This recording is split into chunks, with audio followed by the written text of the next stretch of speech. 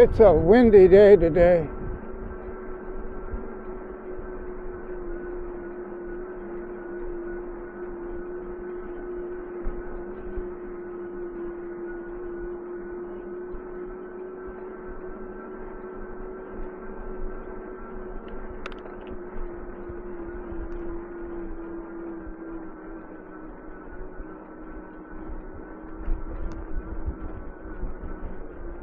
I've been playing with the RockShox Recon,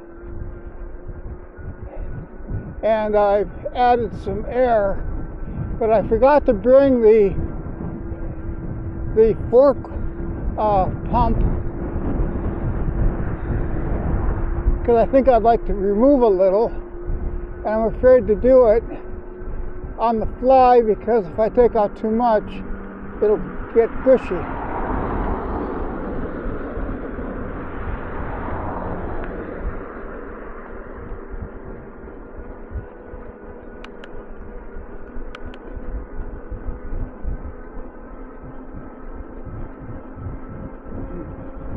Air springs are low volume, high pressure cylinders, and it doesn't take much to relieve a lot of air.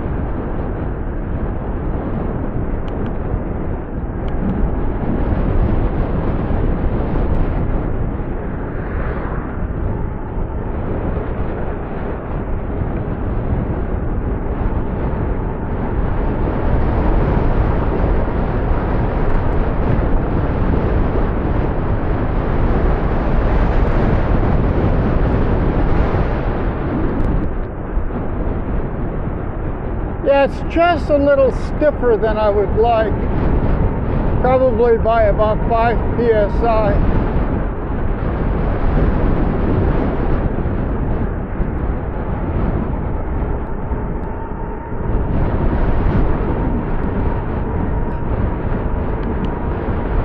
Nevertheless, it's still a lot better than that Bucklows, which never really worked that well. It took the big hits quite nicely, but as far as the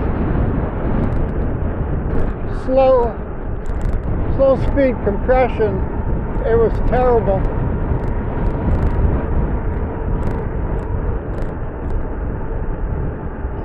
RockShox says this has motion control and low speed dampening, so I don't know. I'm still learning about it. What I do know is it's very competent and it's playful. What I mean by playful is it's a lot easier to go around corners with it because it feels stiff. So when you point the bike somewhere, it's going that way.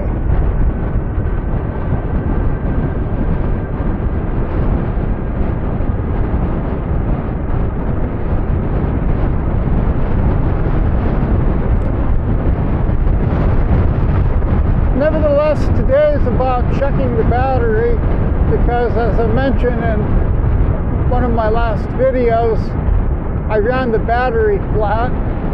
In fact, it died right around here, which is okay. I mean, it's only a few kilometers home, so it's not a big deal. By all accounts, this is a traditional bicycle, just with a motor. It would be the equivalent of doing some backpacking or bike packing. loaded up, as it were. The battery's fairly heavy, the motor adds weight, and a bit of air drag. And then I have the pannier, which has got tools, a couple extra clothes, and personal junk. But everything I need to be out all day.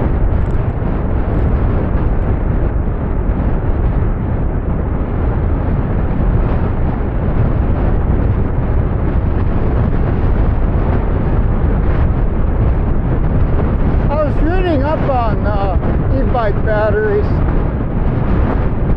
or lithium batteries in general, for vehicles. They don't like it when it's cold, and it's pretty cold. I have my heavy gloves on and I'm bundled up.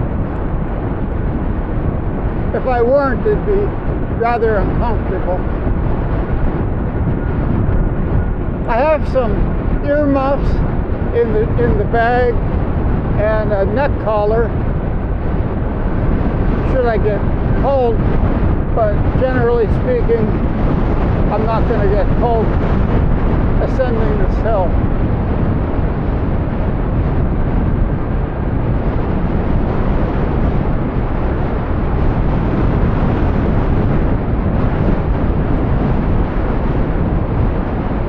But when I stop pedaling, you see I'm slowing down, and I'm going down a hill, and generally speaking,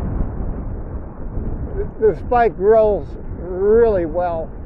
So that just tells you everything you need to know about the wind.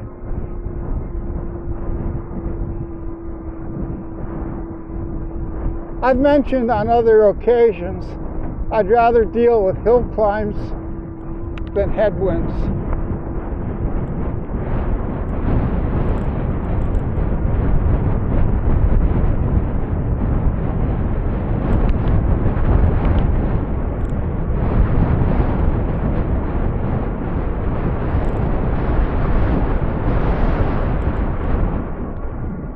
I want to do about 30 or 40 kilometers on today's adventure, and that should be enough to tell me how many volts it takes to go that distance. And I started out with 53.3, I believe. I wrote it down.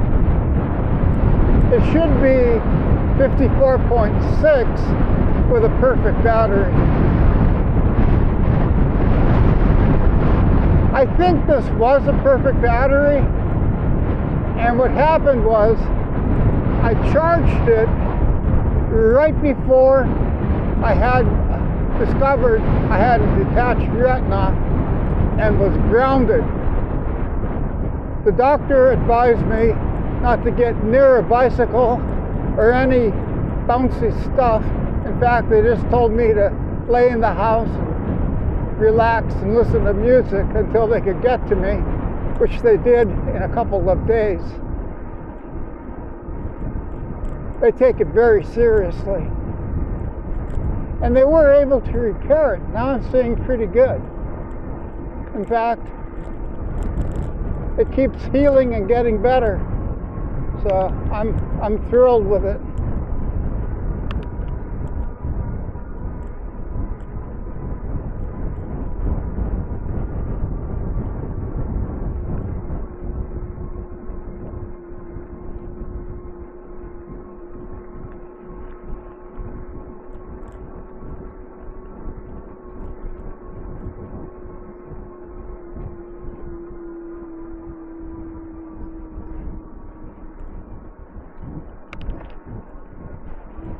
But if you notice, even this 500 watt motor bogs down on this steep hill.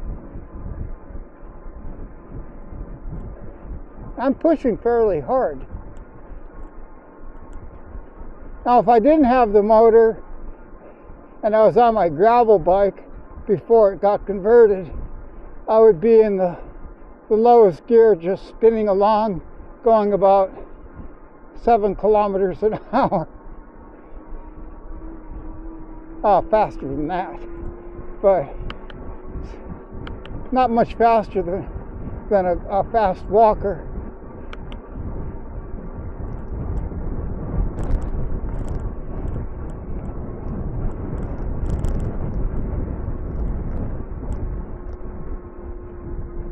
A good road bike with a very strong rider is faster than an e-bike.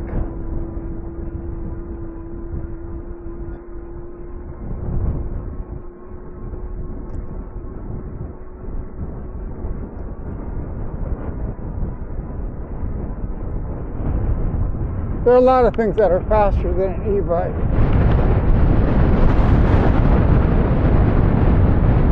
I do have this one governed, so I don't get into too much mischief with it.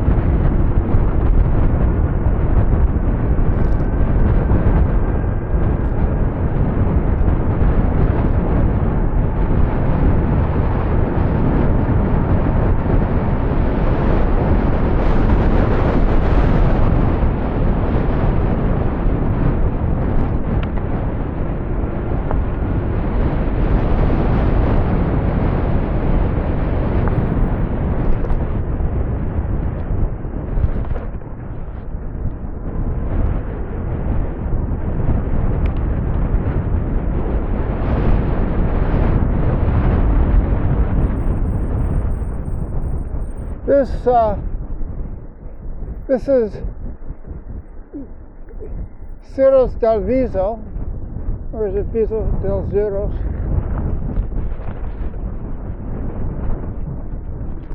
At any rate, this is the lookout point.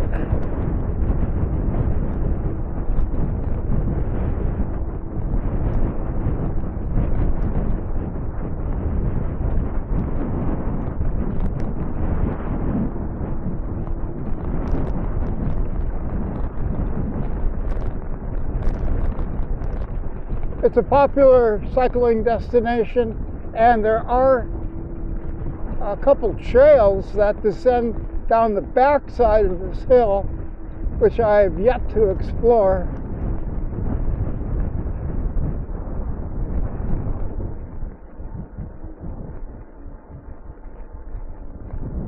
But I think I will in the very near future. What I could see of it is a nice gravel road, and it should be relatively easy.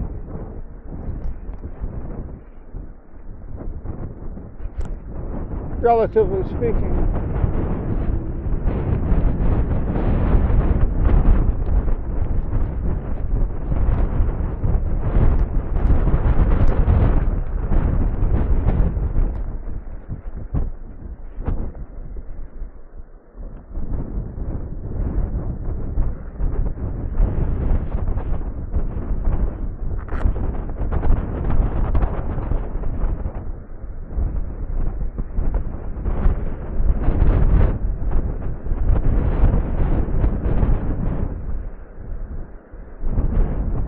This view never gets tiresome.